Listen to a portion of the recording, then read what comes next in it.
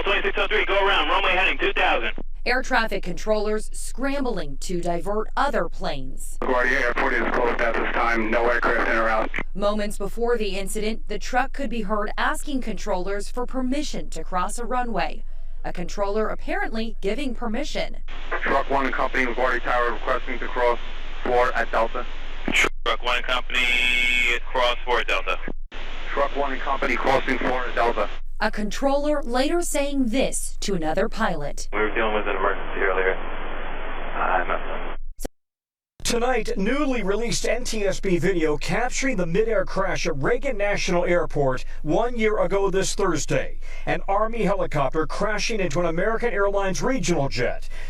बिस्मिल्लाहिर्रहमानिर्रहीम, अस्सलाम वालेकुम व्यूअर्स। क्या आप जानते हैं कि उस वक्त जब आप ज़मीन से 35,000 फुट की बुलंदी पर आराम से अपनी सीट पर बैठे कॉफ़ी पी रहे होते हैं तो आपके जहाज़ के कॉकपिट और ज़मीन पर मौजूद कंट्रोल टावर के दरमियान एक ऐसी जंग चल रही होती है जिसका मकसद सिर्फ़ एक है, आपकी ज़िंदगी की हिफाजत।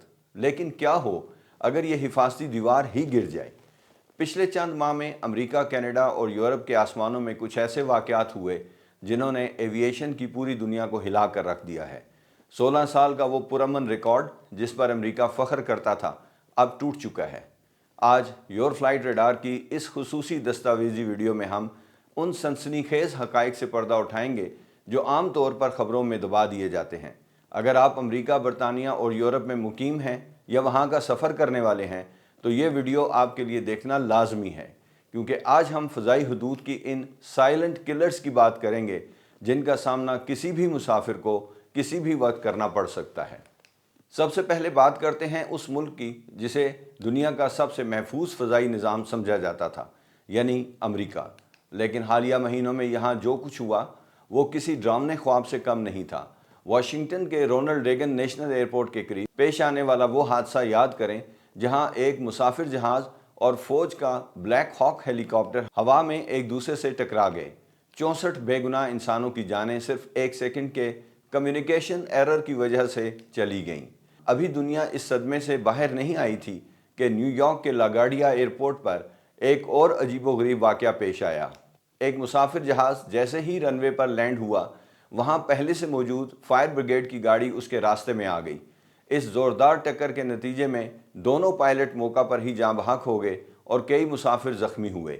ये वाक़यात कोई इत्तफ़ाक़ नहीं है, बल्कि ये उस सिस्टम की नाकामी की तरफ इशारा कर रहे हैं जो अब पुराना होता जा रहा है। जब national transportation safety bureau NTSB ने इन हादसात की गहराई में जाकर तहकीकात की तो जो हक़ाइक़ सामने आए वो रोंगटे खड़े कर देने वाले थे।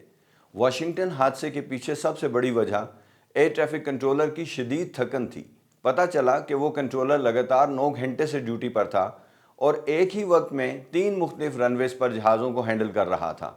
उसे हेलीकॉप्टर की मौजूदगी का एहसास ही नहीं हुआ जब उसने मुसाफिर जहाज़ को नीचे उतरने का हुक्म दिया। माहिरीन उसे अटेंशन फ्लिकर कहते हैं, यानी जब दिमाग थकन की वजह से सामने मौजूद ख़तरे को देखना छोड़ देता है।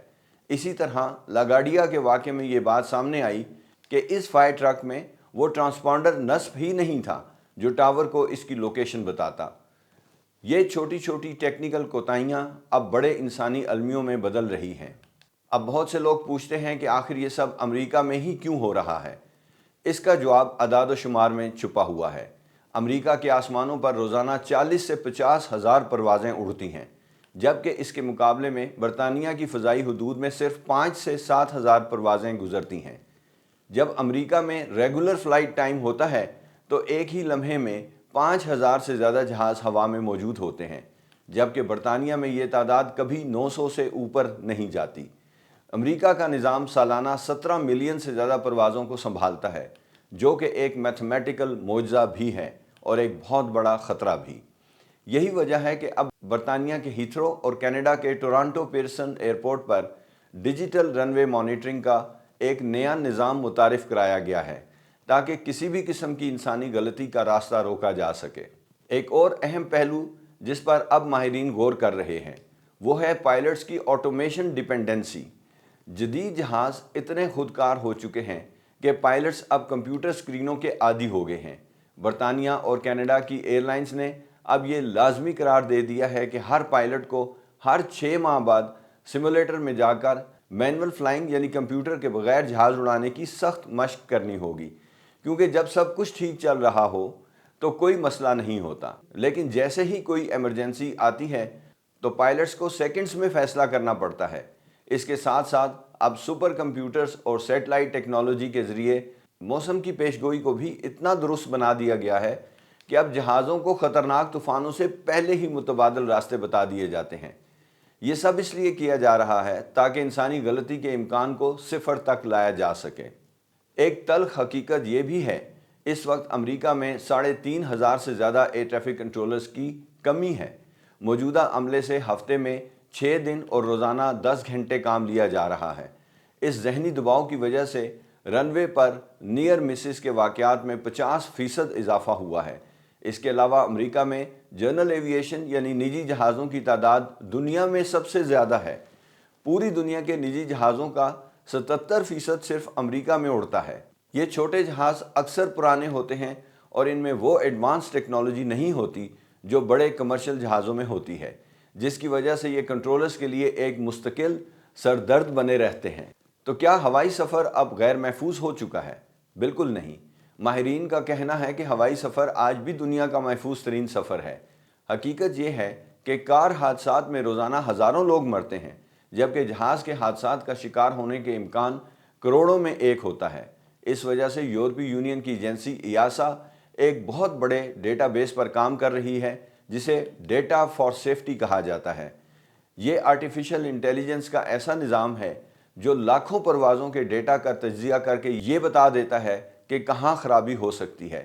کینیڈا کے ماہرین بھی ایک خاص سیفٹی مینجمنٹ سسٹم کے ذریعے چھوٹے ایئرپورٹس کو بھی بین الاقوامی معیار کا تحفظ فراہم کر رہے ہیں۔ امریکہ اب بوئنگ اور دیگر کمپنیوں کے ساتھ مل کر ایسے لائیو ڈسپلے بنا رہا ہے جو پائلٹ کو اپنی اسکرین پر ایئرپورٹ کی ہر ایک چیز دکھائیں گے تاکہ وہ زمین پر موجود کنٹرولرز کی غلطی کو بھی بر وقت پکڑ سکیں۔ یور فلائٹ ریڈار کا مقصد ہمیشہ آپ تک سچی اور گہرائی سے چھان بین کی گئی معلومات پہنچانا ہے۔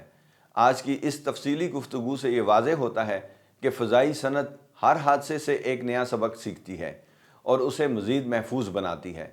اگر آپ کو ہماری یہ محنت اور معلوماتی ویڈیو پسند آئی ہے تو اسے لائک ضرور کریں اور اپنے ان تمام رشتہ داروں اور دوستوں کے ساتھ شیئر کریں جو اکثر بیرون ملک سفر کرتے ہیں، تاکہ وہ بھی اس نظام کی حقیقت سے واضح ہو سکیں۔